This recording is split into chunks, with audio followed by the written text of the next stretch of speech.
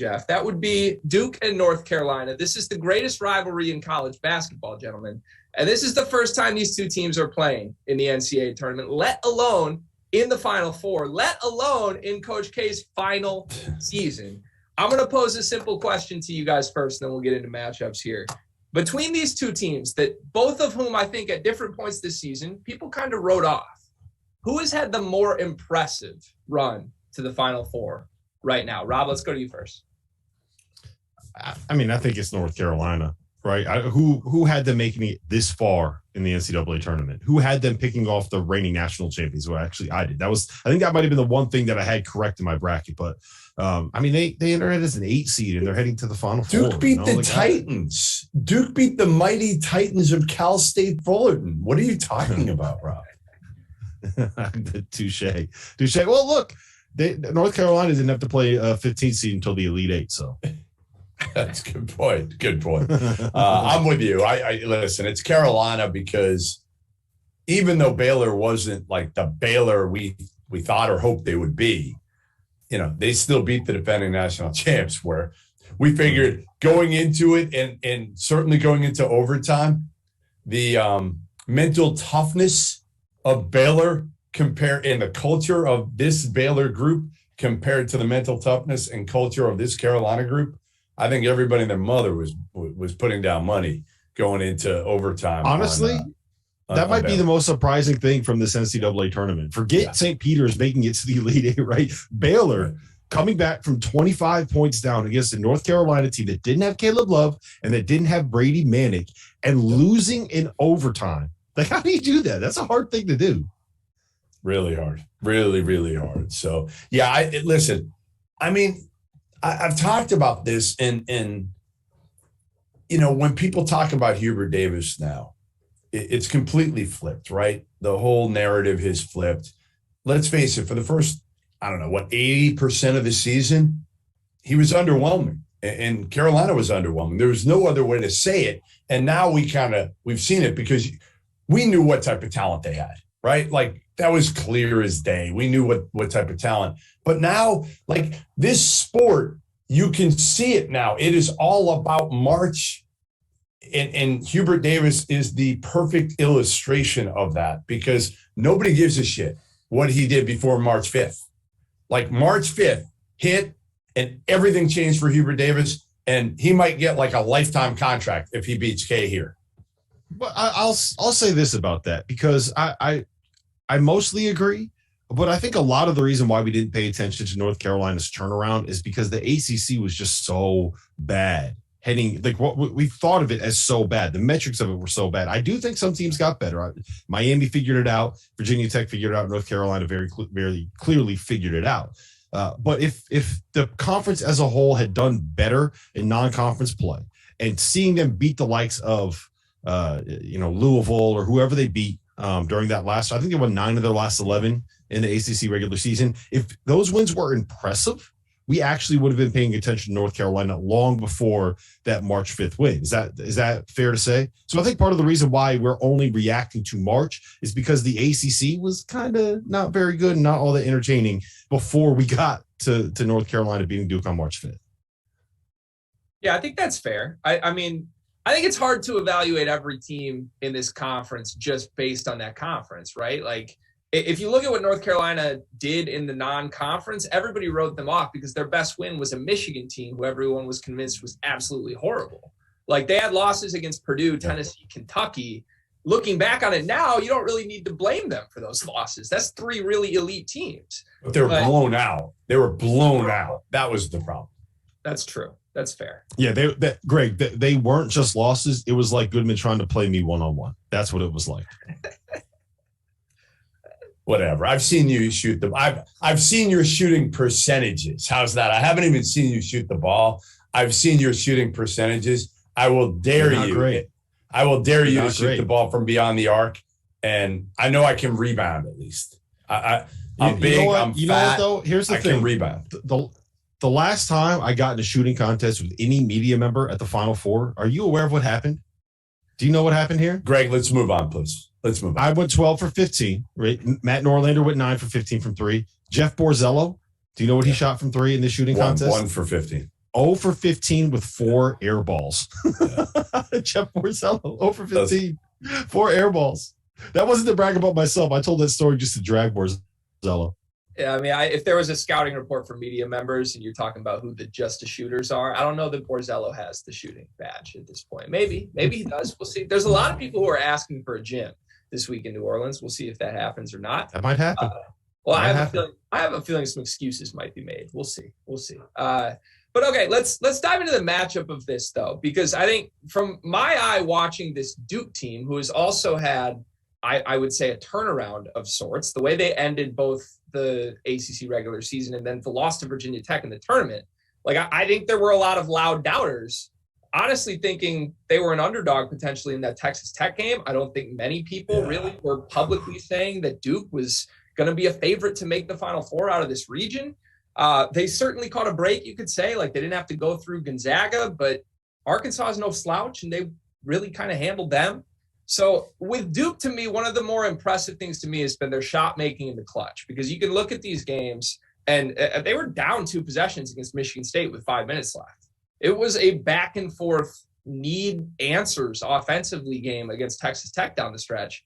The difference to me has been they have NBA guys at 4 positions who whoever has the mismatch is going to beat their guy and is going to go score.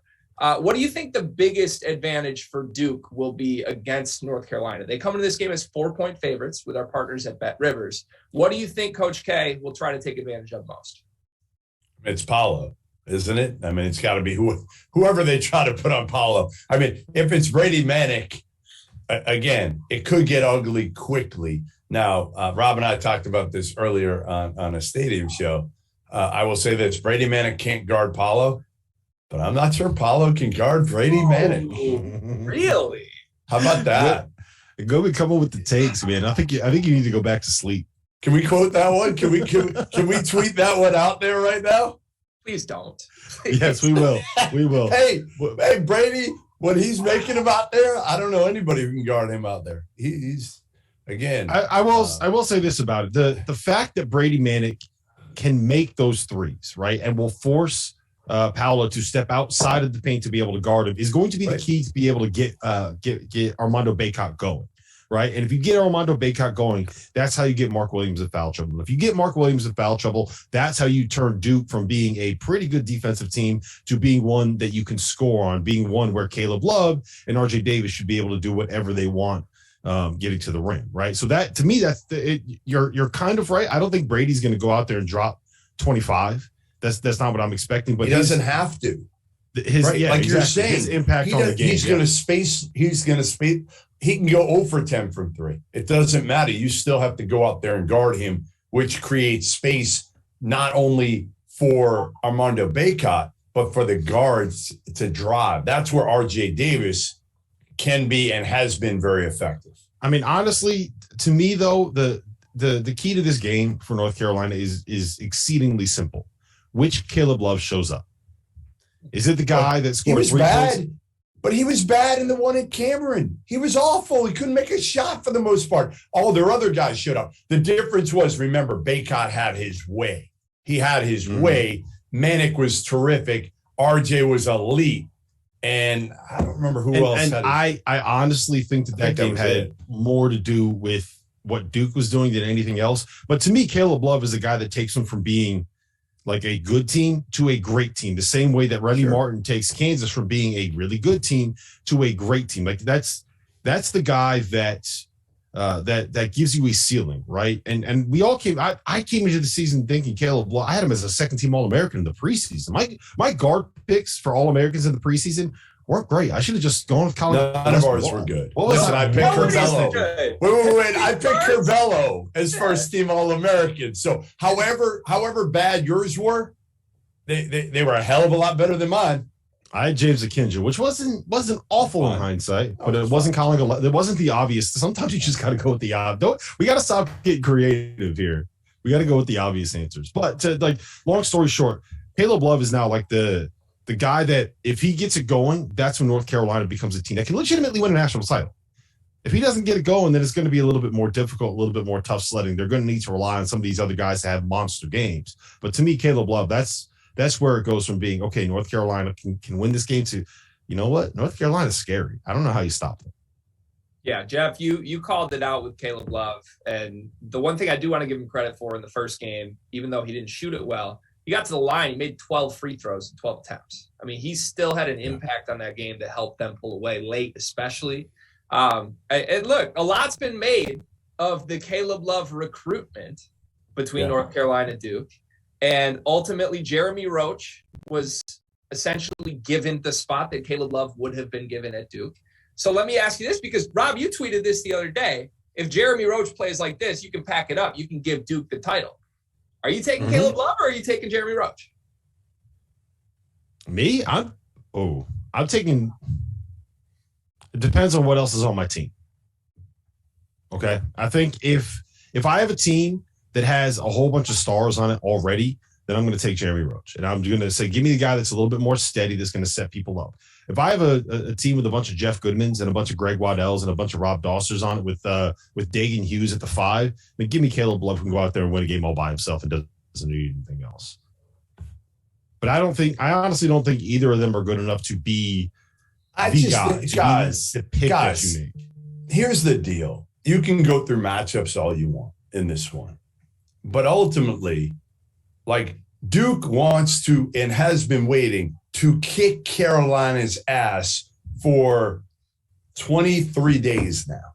And when they saw that bracket, they were dying to try to get Carolina again. Nobody really thought it was going to happen, but I'm sure Duke was looking at that being like, please, God, give us another chance at that team. We are going to rip their heads off when we see them again.